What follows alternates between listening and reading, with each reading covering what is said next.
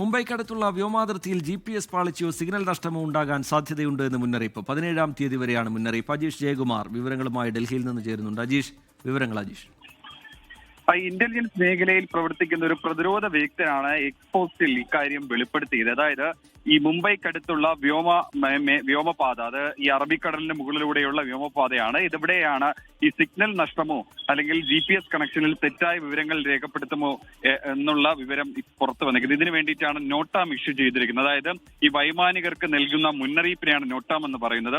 ഈ 4 ദിവസങ്ങളിൽ നവംബർ 13 മുതൽ 17 വരെയുള്ള ദിവസങ്ങളിൽ ആണ് ഇത്തരത്തിൽ ഈ GPS നഷ്ടമോ അല്ലെങ്കിൽ വ്യാജ സിഗ്നലുകൾ ലഭിക്കാനുള്ള ഒരു സാധ്യതയോ നിലനിൽക്കുന്നതെന്നാണ് ഈ മുന്നറിയിപ്പ് നൽകിയിട്ടുള്ളത്. നേരത്തെ ഡൽഹിയിലും സമാനമായിട്ട് ഇത്തരം സംഭവം ഉണ്ടായിട്ടുണ്ട്. അതായത് GPS സ്പൂഫിംഗ് നടന്നിട്ടുണ്ടായിരുന്നു. അന്ന് ഈ GPS സ്പൂഫിംഗ് വഴി പല വിമാനങ്ങളുടെയും GPS ലൊക്കേഷനുകൾക്ക് അത് തെറ്റായ വിവരം നൽകി സിഗ്നലുകൾ ലഭിച്ചു എന്നുള്ളത് വൈമാനികർ വെളിപ്പെടുത്തിയിരുന്നു. ഇതുവഴി വലിയ അപകടം വരെ സാധ്യതയുള്ളത്. അതായത് വിമാനങ്ങൾ സാറ്റലൈറ്റ് വഴിയുള്ള GPS ലൊക്കേഷൻ വഴിയാണ് അതിന്റെ സഞ്ചാരപാത നിയന്ത്രിക്കുന്നത്.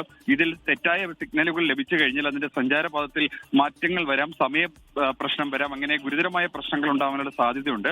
ഇതിന് പിന്നാലെയാണ്, ഈ സംഭവത്തിന് പിന്നാലെയാണ് ഇപ്പോൾ വ്യോമ ഏവിയേഷൻ മിനിസ്ട്രി ഇപ്പോൾ ഒരു നോട്ടാം ഇഷ്യൂ. ശരി, അജീഷ് ജയകുമാറാണ് വിശദാംശങ്ങൾ പങ്കുവയ്ക്കുന്നത്. മുംബൈക്കടുത്തുള്ള വ്യോമാതിർത്തിയിൽ GPS പാളിച്ചയോ സിഗ്നൽ നഷ്ടമോ ഉണ്ടാകാൻ സാധ്യതയുണ്ട് എന്ന മുന്നറിയിപ്പാണ് വരുന്നത്. ലോകത്തെവിടെയായാലും ഏത് സമയത്തും 24 വാർത്തകളും ഓഗ്മെന്റഡ് റിയാലിറ്റി പാക്കേജുകളും എക്സ്പ്ലെയിനറുകളും വിശദമായി കാണാൻ ഞങ്ങളുടെ യൂട്യൂബ് ചാനൽ നിങ്ങൾക്ക് സബ്സ്ക്രൈബ് ചെയ്യാം.